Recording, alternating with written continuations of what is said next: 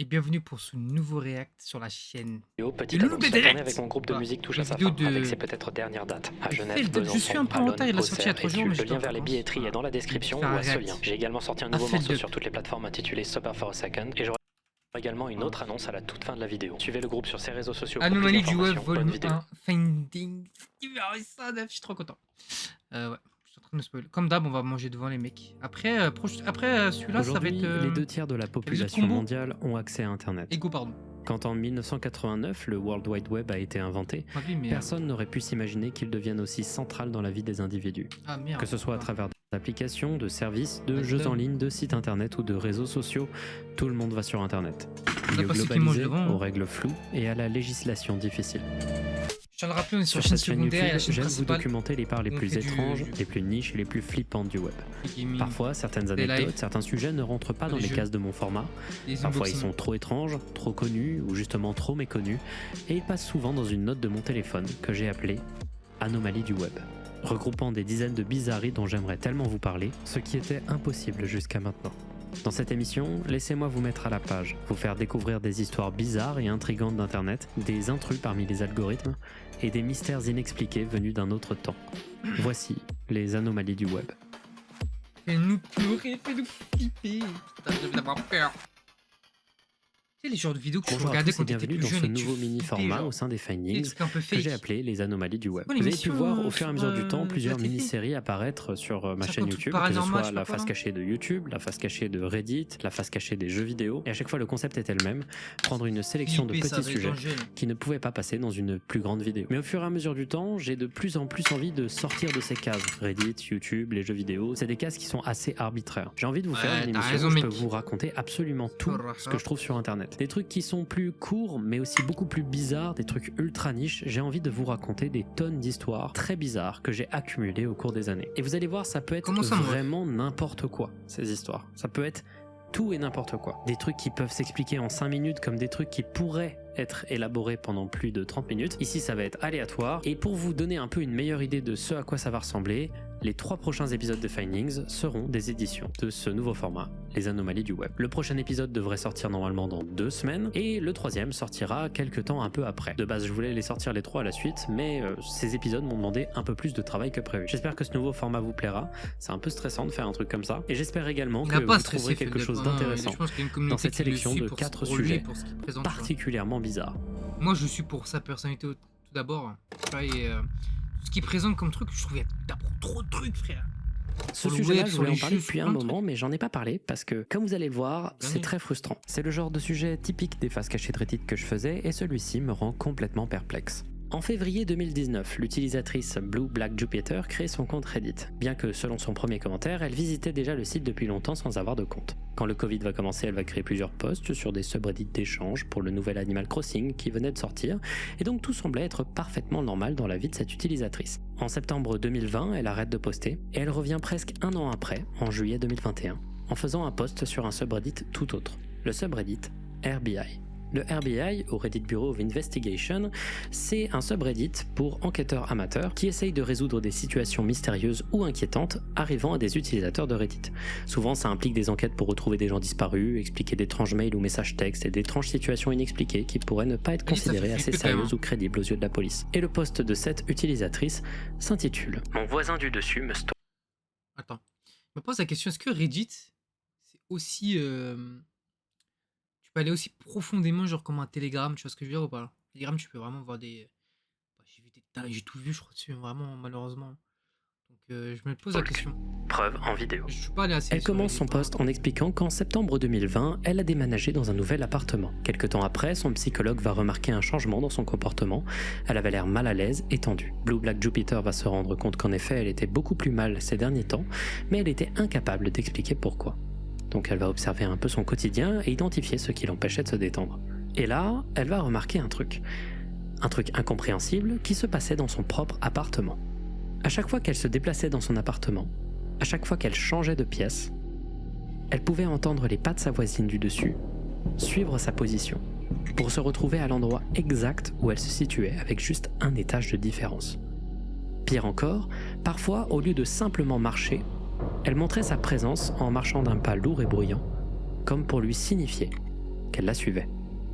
Elle va d'abord penser à une coïncidence et donc elle va commencer à prendre des notes au cours du temps. D'abord, elle va réaliser à quel point c'était systématique. Pendant les premiers mois, elle le faisait absolument à chaque fois que je me levais pour faire quelque chose, même durant les moments les plus intimes, comme lors de mes douches ou quand j'utilisais les toilettes. Elle nous donne dans son post également quelques informations intéressantes sur sa voisine. D'abord, elle ne l'aurait jamais vue une seule fois quitter son appartement et elle ne l'aurait jamais vue avoir la moindre invitée avant le mois de mai 2021. La seule fois où elle aurait eu des visites, c'était de la part de locataires de l'étage de Blue Black Jupiter et ceux-ci ont déménagé un peu plus d'un mois après. Ça m'arrive ça, gros, sur plusieurs mois. Déjà, la semaine, je pète un plomb déjà. Je pète un plomb. Ça m'arrive pendant un mois d'affilée, tous les jours. Gros, je défonce la porte, je rentre, frère. Je te dis, je prends un couteau, je fais un chalumeau, je prends un chalumeau, je fais un lance-flamme. Je vais voir la personne, je la brûle, frère. Je vais péter son appart, je vais péter sa porte et je rentre chez elle, gros. La vérité, t'es fou, ça fait péter un plomb, ça. Elle précise également qu'elle n'entend pas son voisin du dessous et qu'elle entendait à peine les voisins qui habitaient juste à côté de chez elle avant qu'ils déménagent. Et pourtant, elle entend distinctement les piétinements, l'alarme incendie et la douche de sa voisine. Maintenant, allons un peu plus loin dans le mystère. L'utilisatrice a contacté son proprio en octobre 2020 pour se plaindre, tout en restant vague pour ne pas paraître dingue. Celui-ci lui a répondu que personne n'a jamais réussi à entrer dans le logement de sa voisine. Ainsi, à l'époque, elle a appris que 2 personnes y vivaient et qu'une des 2 personnes était au chômage. Mais ce colocataire aurait déménagé quelque temps après, laissant la voisine seule. Le proprio aurait fini par répondre à Blue Black Jupiter qu'il allait régler le problème en personne avec la voisine, ce qui est étrange étant donné que c'était le Covid et le confinement. Après ça, quelques temps vont passer sans la moindre réponse avant que son propriétaire n'embauche une agence immobilière, rendant toute communication directe impossible. Elle va continuer en disant qu'énormément de gens déménageaient régulièrement de l'étage de sa voisine, sans raison, et qu'un jour elle a retrouvé en face de sa porte une bouteille de Javel, avec photo à l'appui. Ceci a des connotations racistes et les attaques à l'acide et à la javel ne sont pas rares en Europe.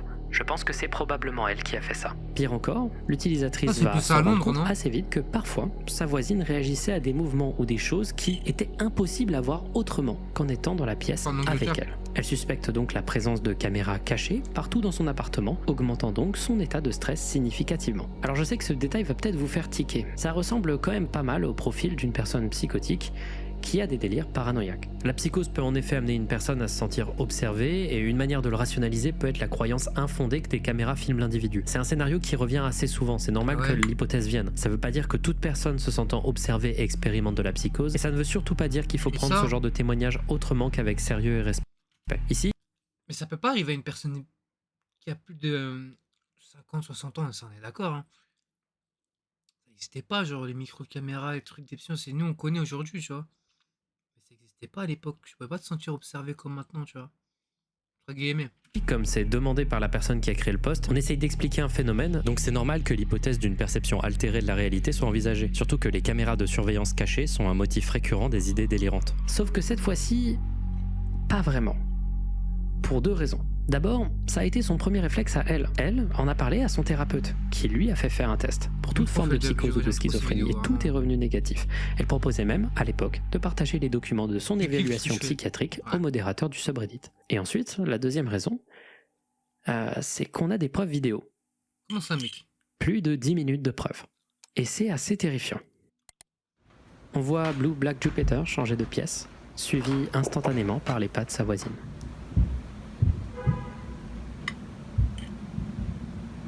C'est des vidéos assez convaincantes, et c'est tout de suite beaucoup plus flippant.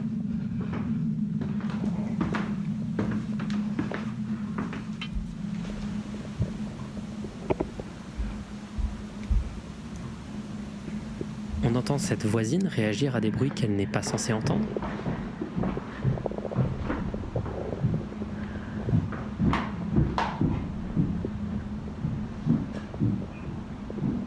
Dans les textes de la vidéo rajoutés par l'utilisatrice, on peut lire qu'elle effectue ses frappements rapides tôt le matin, jusqu'à aussitôt que 2h du matin, quand Blue Black Jupiter prend sa douche. Elle le fait pendant des durées allant jusqu'à 1 heure. C'est du harcèlement complet. Tout ça m'a causé une quantité significative de peur et a exacerbé mes problèmes médicaux. J'ai perdu des mois de travail et j'ai passé un quart de ma location à vivre avec des amis. Je vis dans la crainte que cette personne me fasse du mal, car elle est en fixation sur moi, 24 heures sur 24, et ne quitte jamais son appartement. Je trouve ça terrifiant. Même si je suis assez sceptique sur quelques points, c'est assez crédible. On va garder ce scepticisme pour un peu plus tard. D'abord, qu'est-ce qui s'est passé après ? Dans un premier temps, elle a été très active sur son poste. On y apprend pas mal de détails intéressants. D'abord, elle aurait déjà invité des amis à elle qui ont aidé à valider ses spéculations. Mais lorsque ces amis sont là, la voisine est généralement moins active. Et quand l'utilisatrice s'en va, la voisine suit quand même les gens, mais beaucoup moins. J'ai essayé toutes les astuces possibles et inimaginables, et elle m'imite toujours. Je marche sur la pointe des pieds, je cours partout, je passe rapidement d'une pièce à l'autre, je me précipite soudain dans une autre pièce, etc.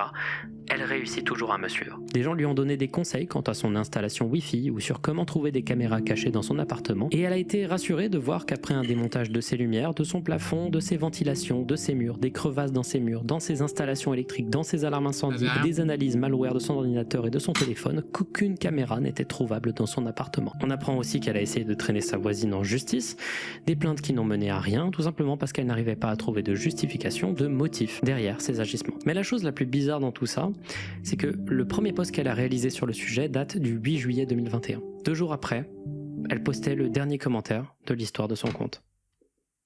Elle n'a plus jamais reposté après. Elle a disparu complètement du jour au lendemain.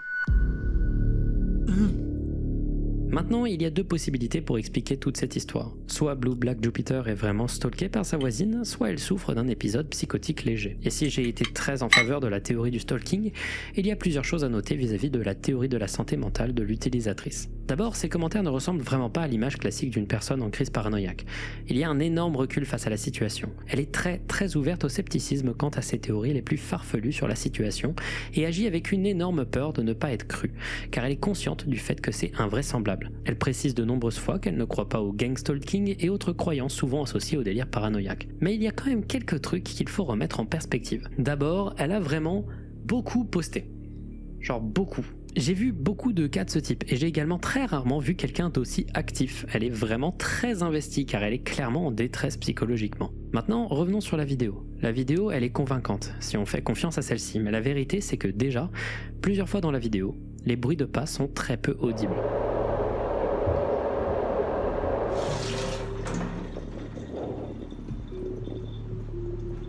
Je vais pas vous jouer toute la vidéo, mais il y a quand même beaucoup de moments où elle nous dit qu'il y a du bruit alors qu'il n'est absolument pas audible, même avec des analyses du spectrogramme du son. Blue Black Jupiter est également, certes, très ouverte au scepticisme, mais elle répond majoritairement aux commentaires qui sont d'accord avec elle. Il y a beaucoup de gens qui émettent beaucoup de points intéressants qu'elle semble complètement ignorer. Et plus important encore, une partie que je vous avais omise de son discours, c'est qu'elle pense, dû au comportement des autres personnes habitant dans son complexe d'appartements, que, je cite, « quelqu'un sait quelque chose ». Elle semble soupçonner une théorie du complot, ce qui semble être, avec la théorie des caméras de surveillance, une théorie quand même très extrême. Concrètement, il y a quand même beaucoup de trucs qui ressemblent à de la psychose dans cette histoire. Ce qui me laisse à penser que la vérité est peut-être un mélange des 2 hypothèses, quoi.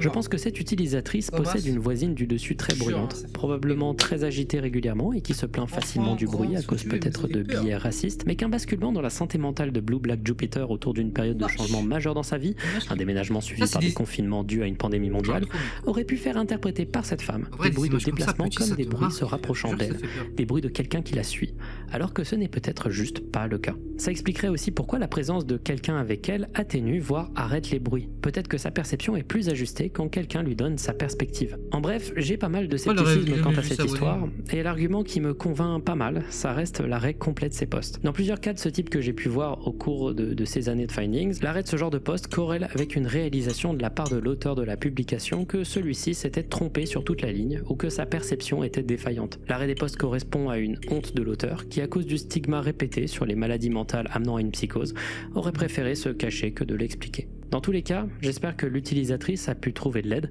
car peu importe la manière dont on interprète sa situation, celle-ci est en danger. Oui. Ouais. Que ce soit de la psychote.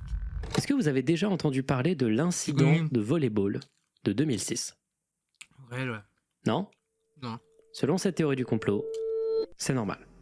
Sur internet, il existe une rumeur selon laquelle en 2006, il y aurait eu un attentat lors d'une partie de volleyball dans une école aux USA. Le sujet aurait été traité plusieurs fois dans les médias quand ça s'est passé, mais pour une raison étrange, il est impossible de trouver des informations liées à ce sujet datant de l'époque sur internet, comme si tout avait été supprimé par des gouvernements pour étouffer l'affaire. La rumeur est très niche et peu de gens expliquent réellement ce qui s'est passé durant cet événement, le décrivant juste comme un incident d'une cruauté et d'une violence inouïe qui aurait emporté plusieurs victimes innocentes. Personne ne semble savoir également pourquoi celui-ci aurait été réduit au silence. Certains pensent que ce serait lié à l'identité d'une des victimes, ou justement du coupable. Certains pensent que c'est pour des raisons politiques, et d'autres pensent que c'est quelque chose de beaucoup plus obscur, quelque chose de beaucoup plus inexplicable, qui pourrait remettre en question beaucoup de choses sur le monde dans lequel on vit. On trouve de nombreuses personnes parler de cette théorie du complot étrange depuis environ 8 ans sur internet, et vous trouverez toujours des tonnes d'internautes vous assurant que c'est une vraie histoire, qu'ils s'en souviennent, que c'est arrivé.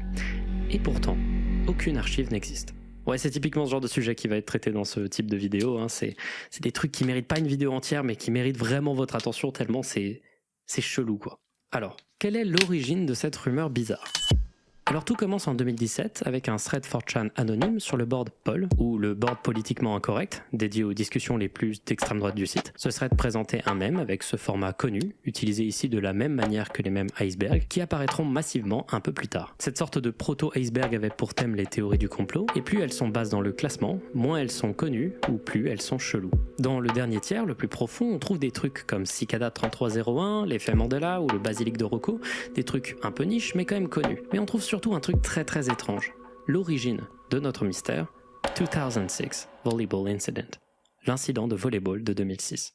Sauf qu'à l'époque, quand on cherchait le sujet, au contraire de tous les autres sujets de l'image, on ne trouvait strictement rien, aucune info. Complètement impossible de trouver le sens de cette entrée qui définitivement avait l'air beaucoup plus obscure que les autres. Donc naturellement, il n'a fallu que quelques commentaires pour que les gens demandent en masse la signification de cette entrée. J'aimerais bien parler du truc sur le volleyball là, car je n'ai rencontré qu'une personne IRL et 2 personnes sur internet qui savaient quelque chose à son sujet. J'aimerais bien en savoir plus là sur l'incident de volleyball. C'était le premier truc que j'ai googlé. Explique. L'utilisateur qui avait créé l'image va décider de répondre et va donc créer la première explication de cet incident qui existe sur internet à ce jour. L'incident de volleyball de 2006 serait une petite explosion ou une fusillade durant un match de volleyball quelque part dans le Dakota ou le Nebraska. L'utilisateur en aurait entendu parler dans plusieurs journaux à l'époque alors qu'il était autour de ces 2 états et se souvient en avoir parlé à des amis lors d'une partie de jeux vidéo en ligne et ceux-ci s'en souvenaient également. Et il aurait vu 2-3 fois le sujet être mentionné dans des threads sur 4chan. Il y aurait eu entre 17 et 24 morts, personne ne s'en souviendrait, personne n'en parlerait et il aurait mis cette entrée dans l'iceberg en espérant que des gens s'en souviennent et puissent éclaircir pourquoi cet événement n'a pas été retenu dans l'histoire. Donc comme je vous ai dit, c'est la plus vieille description de cette théorie du complot qu'un utilisateur ait pu poster sur internet et qu'on ait pu trouver, mais au cours du temps, de nombreux autres utilisateurs vont mentionner brièvement ce sujet dans des threads, avec une histoire similaire à chaque fois d'une catastrophe qui aurait été étouffée par le gouvernement pour des raisons obscures. Lentement, la rumeur va se déformer et un élément va beaucoup être pris en compte, le fait que la mémoire collective du lieu de l'incident soit étalée sur plusieurs endroits, plusieurs états en Amérique. Certains vont aller très loin en expliquant que cet événement transcenderait l'espace et le temps et que ce serait la raison même de sa censure. Mais ça, c'est vraiment les gens qui vont très loin. Les détails sur les événements vont changer au cours du temps, les gens vont commencer à changer un peu la localisation, parfois ça va être l'Utah, parfois ça va être l'Oregon, le nombre de morts va varier, augmenter, diminuer. C'était la véritable naissance d'un mythe. Sauf que tout va changer le 14 juin 2024, quand Mudahar de la chaîne Some Ordinary Gamers va poster une vidéo d'exploration du dark web. C'est un truc qu'il fait souvent sur sa chaîne, il va sur le darknet, il va sur des sites, etc. et il montre un peu les bizarreries glauques qu'il y trouve. Sauf que cette fois-ci, il était en train d'explorer des threads de l'image board similaire à 4chan appelé TrashChan, situé sur le darknet, et il est tombé sur un fil de discussion dédié aux théories du complot. Dans les commentaires du thread, le sujet du 2006 Volleyball Incident est vite abordé, et un utilisateur répond en montrant plusieurs photos qui seraient issues d'un enregistrement amateur confidentiel de l'incident par une des victimes, ou un des perpétrateurs. Dans la vidéo de Mudahar, quand il tombe sur ces images, sa réaction est sans appel. Oh my god! It's like an actual straight up bloody massacre. It's like VHS recorded. This has to be from like a movie. There's no way. This has to be from like some movie. That is so messed up. That is actually the most chilling thing I've seen. On voit à sa réaction que les images seraient sordides et une d'entre elles arbore même un énigmatique message interdit de publication signé par une organisation mystérieuse nommée CBI. À ce moment-là, le mystère a été relancé. Et c'est aussi là que je vais vous le démystifier. Vous vous en doutez, mais je ne pense pas que ce soit vraiment un truc qui s'est passé. D'abord, parlons des images. car elles sont souvent très diffusées pour illustrer cet incident. La principale image qui est diffusée, c'est celle-ci, cette image d'une cour de volley-ball dans une école américaine avec un filtre VHS marquant la date du 27 septembre 2006. En plus de cette image, on en trouve 5 autres, et celles-ci sont un peu plus explicites. Mais je vais arrêter très vite la spéculation et vous dire que celles-ci sont des Photoshop assez grossiers. Et ces deux images où on ne voit pas nécessairement de sang et que je me permets de vous montrer sont assez clairement basées sur des générations d'IA sur lesquelles on a appliqué des effets. On peut le voir notamment à la présence de lignes sur le sol qui ne correspondraient absolument à rien en termes de démarcation de terrain pour les règles du volleyball. On peut également voir que l'image avec le texte CBI Not for Release fait très fausse et ne correspond pas au style ni au format des 4 autres images. Et il y a également la présence de lignes de terrain blanches sur 2 images et de lignes de terrain noir sur d'autres. Bref, il n'y a pas de corrélation entre les deux et ça m'a l'air clairement d'être un filtre VHS assez facile à faire avec des logiciels. Bref, c'est trop incohérent. Ces images ont l'air clairement fausses. La seule qui fait un peu vrai, c'est celle-ci. La première, et c'est aussi celle qui ne contient pas la moindre trace de contenu obscène. Mais figurez-vous que cette photo également est débunkable. De 2 manières. D'abord, la compliquée. Des utilisateurs sur Reddit ont assez vite trouvé que cette photo était très probablement un edit avec un filtre VHS d'une photo prise dans la salle de sport du lycée Utica High School dans le Michigan. Vous pouvez voir que beaucoup d'éléments correspondent entre les deux. Ça paraît assez parfait comme comparaison. Or, si on cherche, il n'y a jamais eu d'incident lors d'un match de volleyball dans ce lycée ou dans aucun autre lycée du district en 2006. Il y a eu des faits divers concernant ce lycée et la ville d'Utica qui n'a rien à voir là-dedans, mais rien d'au moins à peine similaire. Et la deuxième manière de débunker le truc, c'est la manière plus simple, c'est de se dire qui, en 2006, enregistrerait avec une VHS un événement de ce type. Sachant qu'à l'époque, c'est soit des handycams numériques, soit des caméras qui utilisent des cassettes DV qui n'ont absolument pas le look de la VHS. Donc visiblement, il semblerait que toutes ces images soient un canular. Mais il n'empêche qu'il y a quand même pas mal de personnes sur internet qui vous assureront que tout ça est vrai. Et qu'ils s'en souviennent assez bien malgré le manque de documentation. Il semblerait que ce soit un rare cas d'effet Mandela, où un souvenir collectif faux apparaît spontanément chez plusieurs personnes qui n'ont jamais été mis en contact. Comme l'exemple très connu de la mascotte de Monopoly qui ne possède pas de monocle, au contraire du souvenir de la plupart des gens. Il y a également la possibilité que le gars qui a créé la première image à l'origine du truc ait eu l'idée de faire ça, de créer un mythe de cette manière, ce qui était plutôt malin étant donné que ça a plutôt bien marché. Donc plusieurs centaines de personnes en Amérique ont emmêlé plusieurs faits divers de fusillade dans un lycée pour former ce mythe étrange et il reste juste plus qu'à trouver quels vrais événements tragiques ont pu être déformés dans ce souvenir partagé, bizarre et spontané.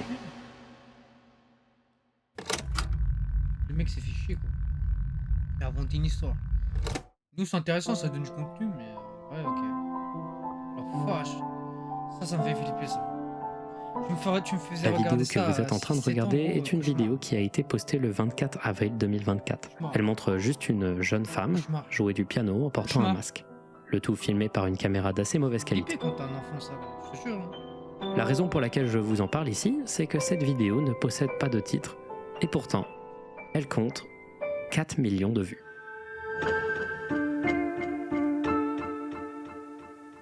Ce genre de mystère, c'est le genre de truc que j'adore et je sais jamais quand en parler. Cette vidéo a pour origine une chaîne YouTube du nom de Zeppelin et encore aujourd'hui, personne ne sait qui est derrière ce compte et surtout pourquoi elle a autant de vues. Enfin, si, on sait pourquoi elle a autant de vues. Elle s'est retrouvée dans les recommandés de plusieurs millions de personnes sans aucune raison. Et ça a également été le cas pour moi à l'époque. J'avais cliqué sur la vidéo en pensant qu'il s'agissait d'une classique vidéo horreur datant des années 2000. L'esthétique, le grain de la vidéo et le côté très homemade m'avaient fait beaucoup penser à des trucs comme I Feel Fantastic ou Blank Room Soup, mais j'ai été surpris de voir que c'était une vidéo récente. Ce genre de vidéo ne devrait pas amasser autant de vues. Mais figurez-vous que c'est pas tout, parce que plus on creuse, plus on fait des analyses sur la vidéo, plus on se rend compte qu'il y a beaucoup de choses qui sont bizarres. D'abord, la miniature de la vidéo ne correspond à aucun moment de la vidéo elle-même, elle est séparée du reste et elle permet de mieux discerner le masque utilisé, mais aussi la robe de la femme. Aussi, regardez ce truc avec écrit 1. Il est à l'envers. Donc l'image de la vidéo a été inversée en miroir. Également, la musique jouée au piano n'a jamais été retrouvée et semble être clairement plutôt une improvisation. Et enfin, si on regarde la localisation géographique de la vidéo, elle viendrait de Hell ou Enfer en français. À l'époque, quand la vidéo est sortie, il y a eu pas mal de spéculations quant à sa signification. Des théories qui parlaient de mort, des théories qui parlaient de religion, des théories qui parlaient d'identité de genre et notamment des spéculations sur le genre de la personne qui jouait du piano. Chaque élément a été scruté, analysé et considéré comme un symbole. Mais au fur et à mesure que celle-ci gagnait en popularité, rien ne semblait aller vraiment quelque part. Et c'est à ce moment-là, au milieu de la confusion, que la chaîne Zeppelin a posté 2 vidéos qui, aujourd'hui, ont été mises en privé. La première s'appelait beardance.mp4, une vidéo d'une personne dansant très simplement avec en fond toujours ce même piano. D'ailleurs, vers la fin, le piano augmente en intensité.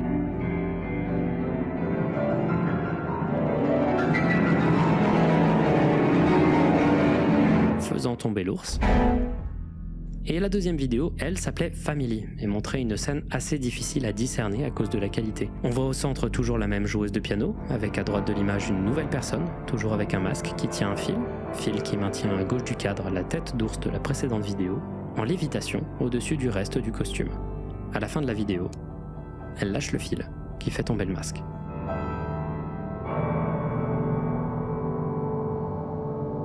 Ces vidéos ont été respectivement postées le 8 mai et le 18 juin 2024 et ont chacune duré que quelques jours avant d'être supprimées. Elles ont été également localisées respectivement au paradis, ou heaven, et ensuite à la maison, ou home en anglais. Donc il s'agit de 3 vidéos, toutes situées dans des endroits abstraits, avec tout un poids symbolique, qui sont localisées dans un endroit imaginaire, commençant par un H. On a l'impression que ça pourrait avoir un sens, mais en vrai, personne n'arrivait à trouver. C'est ça que je trouve fascinant avec cette vidéo, c'est que c'est un ovni isolé, personne ne sait pourquoi elle a autant fonctionné d'un coup, et il n'y a aucune justification quant à son existence. Ce genre d'ovni isolé, ça donne envie d'une chose, savoir qui est à l'origine de tout ça. Il y a eu plusieurs théories sur ça. D'abord, il y a eu la rumeur lancée par la tiktokeuse allemande Dunkelkammer que derrière le masque, il y avait une artiste suisse-allemande, Elenka. Une comédienne et musicienne à l'univers un peu barré qui semble avoir un physique similaire à celui de Zeppelin, a déjà fait des impros de piano sonnant similaires et qui a réalisé un clip pour son morceau Gesangslehrerin avec une perruque similaire et un élément pour cacher son visage. Comme si ce clip était un peu le prototype de ce qui allait arriver plus tard. La théorie, elle a pas mal plu, mais je pense qu'elle est fausse. Et pour deviner pourquoi, il faut creuser un peu plus. En effet, quand on retourne en arrière sur la chaîne de Zeppelin avec la Wayback Machine, on se rend compte que celle-ci avait pendant un bref instant posté une plus vieille vidéo intitulée 3 juin 2024. Cette vidéo n'a jamais été archivée car elle a été supprimée avant que quiconque puisse l'enregistrer ou même juste la décrire. On a juste cette miniature. Donc les internautes, quand ils ont vu ça, ils se sont demandé si la chaîne de Zeppelin avait déjà posté des vidéos pour les supprimer par la suite. En faisant des recherches plus intensives, ils se sont rendus compte que la chaîne, à un moment, ne s'appelait pas Zeppelin, mais bien No Fit Mailman, et qu'elle possédait une vidéo, également supprimée maintenant, qui consistait en une version allongée du morceau Running Into Your Mom at an AA Meeting du groupe Butch Baby. Des gens ont donc essayé de contacter le groupe pour essayer de voir s'ils étaient à l'origine du mystère. Sans succès. Ensuite, ils ont contacté le groupe Rain on Fridays qui a créé un morceau appelé No Fit Mailman, toujours et encore sans succès. Et là, il faut que je mette une pause. Parce que actuellement, je vous ai donné l'intégralité des infos qui sont publiquement faciles à trouver. Mais ce qu'il faut comprendre de ces infos, c'est pas forcément des indices sur l'identité précise de Zeppelin. C'est plutôt une info globale. La chaîne de Zeppelin a longtemps été utilisée par sa créatrice comme un compte personnel. Vous comprendrez du coup pourquoi je ne veux pas aller plus loin tant que je n'aurai pas d'autorisation de la créatrice de cette chaîne qui semble vouloir être anonyme. Parce que moi de mon côté j'ai beaucoup creusé et j'ai pas mal de pistes, mais ce serait pas cool de les donner publiquement quoi. La seule chose que je peux dire, c'est une info qui détruit un peu le mythe de la vidéo et qui est disponible publiquement. La femme derrière la chaîne Zeppelin était, en 2021, une youtubeuse Gacha Life. Bon. Ça change un peu la perception qu'on en avait. Bon, voilà. Et ça n'enlève en rien à l'ambiance assez incroyable et nostalgique des vidéos de la chaîne. Et j'espère que Zeppelin continuera à poster des vidéos qu'elle supprimera de temps en temps. J'espère qu'elle reviendra, quoi. Il reste quand même 2-3 trucs que je peux expliquer sur la vidéo. D'abord, pourquoi la vidéo possède un titre vide ? Eh bien, tout simplement car le titre n'est pas totalement vide en réalité.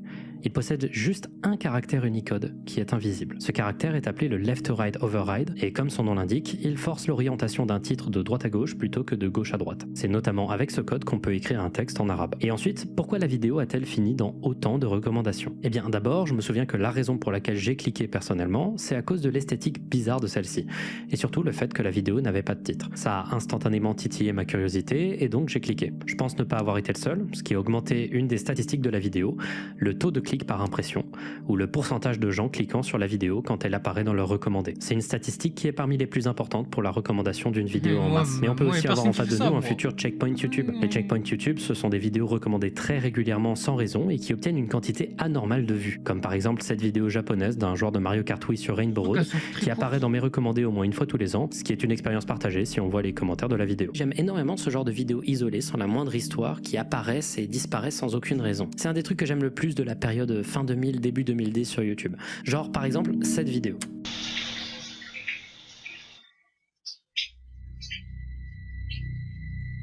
J'aimerais bien faire des vidéos comme ça un jour, je sais pas pourquoi ça m'a toujours plu. Genre. Cette vidéo s'appelle What Are You Thinking ?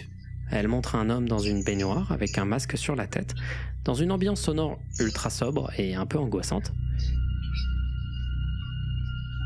À la fin, le gars se met du liquide rouge sur la bouche et finit par montrer une pancarte à l'envers avec écrit « What are you thinking ?» soit « À quoi penses-tu ?» Et c'est tout. Chose étrange, on sait que cette vidéo a été postée brièvement en 2018, avant d'être flaguée massivement et d'être retirée de force de l'algorithme, ce qui est étrange car rien d'excessivement choquant ou gore n'est montré dans la vidéo, et ça fait qu'aujourd'hui, cette vidéo, on ne sait rien de son origine, pas même le nom de la chaîne qui l'a postée à la base. Et on ne sait pas non plus si la chaîne en question n'avait pas fait en réalité un riposte venant d'une autre chaîne. On n'a aucune idée d'où vient cette vidéo. Ce genre de mystère, je trouve ça incroyable, et j'espère qu'un jour on arrivera à trouver la solution de ce mystère comme ce qu'Internet semble réussir à faire avec Zeppelin. Anomalie numéro 4.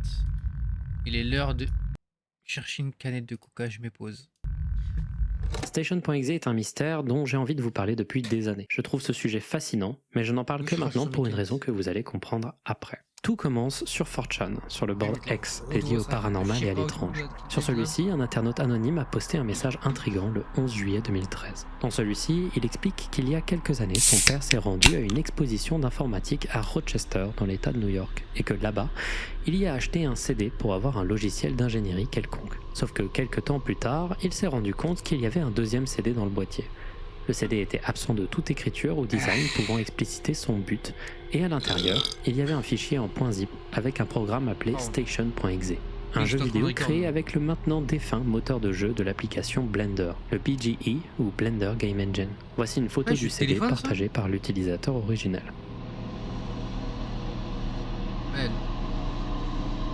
Il va d'abord proposer aux gens d'envoyer leur adresse email pour qu'ils puissent leur partager le jeu, et tout le monde va répondre que c'était une idée de merde et que c'est hyper dangereux, et il finira donc par créer un lien Mediafire contenant le fameux Station.exe. Celui-ci a été archivé depuis, c'est un vrai fichier qui existe et que vous pouvez télécharger si vous voulez. Donc essayons de lancer ce programme au plus vite. Allons-y.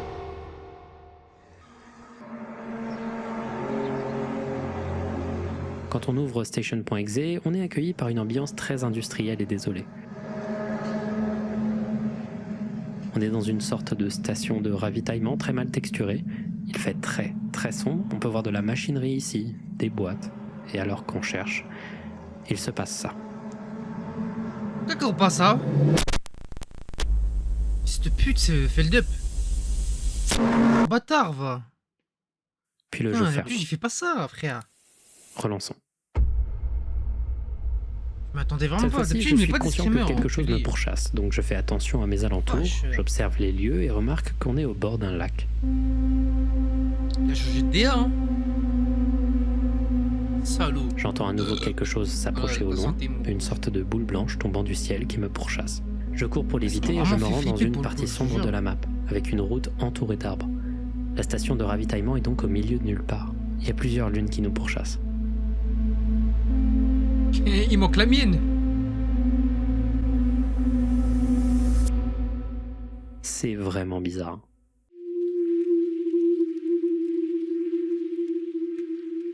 Il y a une atmosphère que je ne saurais décrire dans ce jeu, notamment dû au fait que celui-ci est extrêmement mal fait et qu'il utilise un des moteurs de jeu les plus obsolètes de l'histoire. Je le sais très bien, j'ai fait je ne sais pas combien de jeux avec Blender à l'époque pour la simple raison que c'était un des seuls moteurs de jeu 3D qui permettait aux gens qui ne savaient pas encore coder de s'y retrouver. Le style de rendu du Blender Game Engine est très reconnaissable, et ça crée un côté très distant au jeu. Comme si son aspect absolument amateur montrait que la personne qui l'a créé avait besoin de le créer, qu'il avait besoin de le faire pour transmettre un message, malgré le manque absolu de connaissances en programmation de celui-ci. Revenons sur 4chan. La première réaction au jeu, ça a bien évidemment été le scepticisme, mais surtout, tout le monde était d'accord pour dire que le jeu, bien qu'assez moyen, faisait pas mal flipper, et avait vraiment l'air très obscur. Putain, je l'ai lancé et juste après je l'ai fermé. Ce truc met vraiment mal à l'aise. Il y a des têtes qui volent, mais j'ai trop peur de retourner dans le jeu pour aller faire une capture d'écran. Tout le monde était persuadé qu'il y avait quelque chose de caché dans ce jeu. Et ça n'a pas mis beaucoup de temps pour que des gens trouvent ce détail, bien caché au bord des murs de la station dans le jeu. Des suites de chiffres. Et pas n'importe quelle suite de chiffres. Des coordonnées. Qui mènent à ce lieu. États-Unis. Tiens. Cette maison au milieu de nulle part, en Russie, près de ce lac. juste à côté de la ville de Murney. Si vous observez bien cette petite maison, elle ressemble très fortement à la station de Station.exe. Les mêmes 2 bâtiments, mêmes installations de machinerie, même lac, même route entourée d'arbres morts et également ce pont. La ville de Myrny, habitée par 35 000 personnes, située juste à côté, est également assez intéressante. Il faut réaliser que cet endroit, en Russie, est au milieu de nulle part. C'est la Sibérie rurale, c'est un endroit où la concentration d'habitants est minuscule. Alors pourquoi cette ville possède plusieurs dizaines de milliers d'habitants? C'est incohérent qu'une ville ait autant d'habitants dans cet endroit de la Russie. Eh ben, c'est à cause de ça. Ce trou. Ce gigantesque trou. Cet endroit s'appelle la mine de Murney, ou mine Mir, une mine de diamants à ciel ouvert qui est l'un des trous les plus profonds sur Terre jamais creusés par des humains. Le projet de la mine Mir a commencé en 1957 suite à la découverte de gisements de kimberlite qui indiqueraient la présence de diamants sous le sol. Au cours des années, la mine a fait une fortune en extrayant des millions de carats de diamants du sol, creusant le trou jusqu'à 500 mètres de profondeur et plus d'1 kilomètre de diamètre. À voir en photo, ça n'a pas forcément l'air si impressionnant que ça. Donc j'ai trouvé cette vidéo d'un type qui s'approche du bord. Ah ça c'est gigantesque. Voilà. C'est déjà beaucoup plus vertigineux et maintenant imaginez qu'un camion qui essaye de descendre dans ces profondeurs mais plus d'1 heure. Voilà. Donc c'est gigantesque comme truc. Le simple fait que ça laisse une tache aussi grande sur Google Maps, c'est dantesque. Aujourd'hui la mine est à l'abandon bien que des activités minières souterraines continuent à ce jour dans la ville et avec ce genre de construction viennent souvent des légendes urbaines. Sur beaucoup de sites, une légende tourne selon laquelle le vol d'hélicoptères et d'avions serait interdit au-dessus de la mine car celui-ci aurait la possibilité d'aspirer toute aéronef causant son crash et la mort de ses passagers. C'est une légende persistante sur beaucoup de sites internet qui est souvent présentée comme vraie. Il s'avère qu'en réalité, en effet, il se pourrait qu'un trou de cette profondeur réchauffe l'air directement au-dessus de lui et cause un changement significatif de pression de l'air, pouvant notamment attirer des hélicoptères plus bas comme s'ils tombaient. J'ai par contre vu beaucoup de témoignages de locaux sur internet dire que non, ça n'est jamais vraiment arrivé, qu'il n'y a jamais eu vraiment de crash d'avions et d'hélicoptères qui se seraient passés autour de la mine Mir à cause de ce phénomène. En effet, selon le site Fenêtre sur la Russie, les hélicoptères et avions n'auraient pas le droit de survoler le trou, mais aucun appareil n'a jamais été entraîné par des flux tourbillonnaires. Pourtant, la légende persiste, notamment à cause de trucs comme Station.exe. D'abord, si on va sur Google Maps, on remarque que les routes menant au lac où se situe la station isolée visible dans le jeu n'ont pas été parcourues par Street View. On ne peut donc pas savoir ce qu'il y a autour. Le plus proche qu'on puisse aller, c'est cette route, à l'ambiance sinistre et désolée. Si on lit un peu les panneaux, il semble indiquer qu'il y aurait une usine ou un bassin de décantation près d'ici.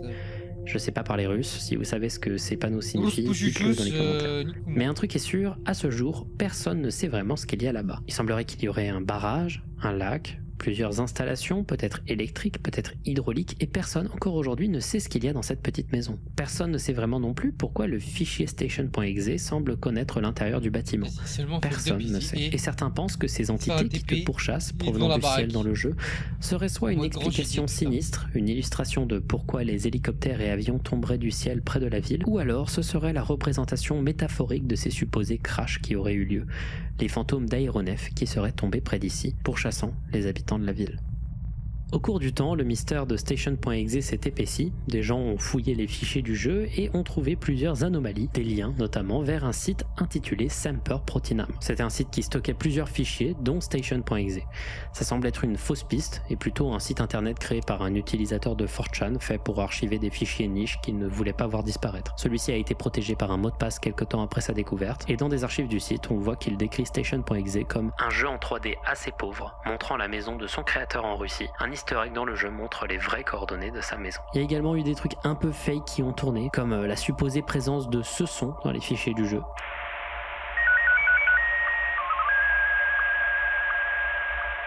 Qui serait un audio codé en SSTV, qui donne cette image une fois décodée avec une autre liste de coordonnées amenant à ce lieu au milieu de nulle part en Sibérie.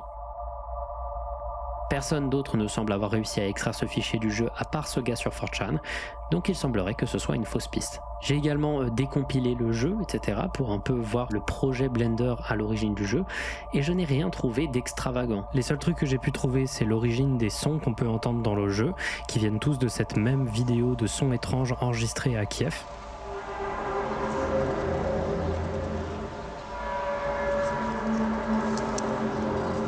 C'est une vidéo qui est souvent considérée comme étant à l'origine de ce hoax là des trompettes de la mort, un autre rabbit hole dont je parlerai peut-être un jour. Et sinon, j'ai trouvé ce cube caché dans le jeu, dont je ne comprends pas l'existence, qui est tout en bas de la map, mais c'est à peu près tout. Et enfin, à ce jour, personne n'aurait réussi à se rendre sur les lieux. Car selon des commentaires sur 4chan, des militaires arrêteraient toute personne essayant de franchir la route séparant la ville du bassin contenant cette station maintenant mythique. Et personne n'est assez fou pour se rendre en Russie, dans un lieu complètement abandonné, juste pour résoudre le mystère. Oui, c'est vrai. Alors que penser de tout ça? Eh bien, Station.exe est un mystère frustrant. Je trouve l'idée, le jeu, bref, à peu près tout à propos de ça, je trouve ça brillant. Ça titille vraiment mon imagination et je trouve les prémices de ce mystère fascinants. Mais le problème, c'est que tout a été débunk en seulement quelques minutes.